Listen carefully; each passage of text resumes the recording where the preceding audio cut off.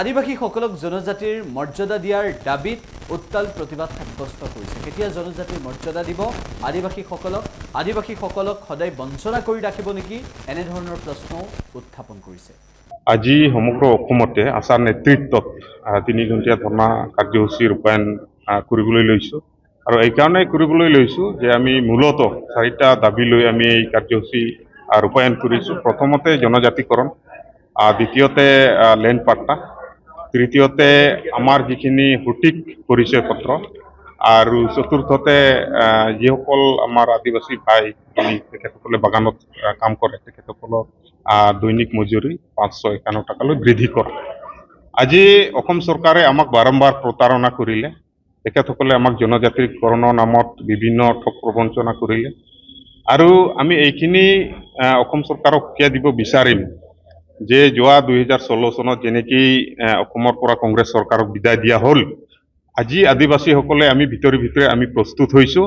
যদি 26ৰ ভিতৰত আমাক এছটিকৰণ নকৰে, জনজাতিকৰণৰ মৰ্যাদা নিদিয়ে, তেতিয়াহ'লে আমি কংগ্ৰেছক যেনেকৈ বিদায় দিয়া হৈছিল, ইয়াত আদিবাসীসকলৰ যথেষ্ট অৱদান আছে। কংগ্ৰেছ চৰকাৰ অসমৰ পৰা বিদায় দিয়াৰ ক্ষেত্ৰত অনাগত দিনত যদি 26ৰ আগে যদি আমাক জনজাতিকৰণৰ মৰ্যাদা নিদিয়ে, তেতিয়াহ'লে কংগ্ৰেছৰ দৰে বিজেপিক অসমৰ পৰা বিদায় দিয়াৰ কাৰণে আদিবাসী ছাত্ৰ সন্থাই প্ৰস্তুত হৈছে। দ্বিতীয়তে আমাক যিহেতু বিটিআৰ লেভেলতো মাটিৰ যিটো পাট্টা দিয়াৰ কথা আছিলে আৰু 1886 যিটো সংবিধানৰ 10 নং চেপ্টাৰ অনুযায়ী আমি যিহেতু সুৰক্ষিত শ্ৰেণীৰ অন্তৰ্গত আৰু সুৰক্ষিত শ্ৰেণীৰ অন্তৰ্গত হিচাপে আমি সমগ্ৰ অসমতে বা বিটিআৰ লেভেলতো আদিবাসীসকল মাটিৰ পট্টা পাব লাগে। কিন্তু আজি দেখিবলৈ পালোঁ প্ৰমোদ বড়ো চৰকাৰখনেও আজিলৈকে আমাক মাটিৰ পট্টা দিয়াৰ ক্ষেত্ৰত বঞ্চিত কৰিলে।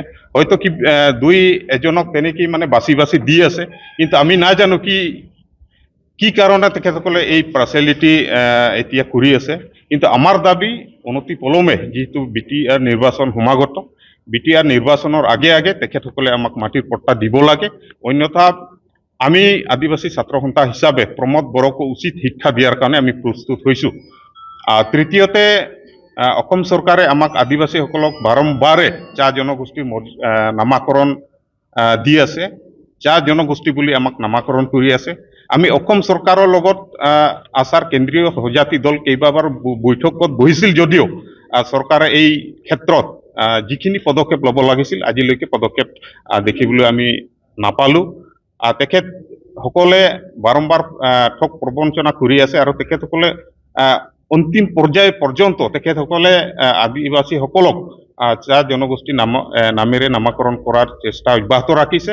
আৰু আমি দাবী জনাইছোঁ আদিবাসী ছাত্ৰ সন্থা হিচাপে আদিবাসীসকল যেনেকৈ চাওতাল, উৰা, মুণ্ডা, গড়খাৰীয়া, ভূমিজ তেখেতসকল নিজা উপজাতিৰ যেনেকৈ মানে পৰিচয় পাব লাগে সেইমতে পৰিচয় দিব লাগে। চাওতালসকলক চাওতাল হিচাপে পৰিচয় পাব লাগে, উৰাওসকলে উৰাও হিচাপে পৰিচয় পাব লাগে, মুণ্ডাসকলে মুণ্ডা হিচাপে পৰিচয় পাব লাগে।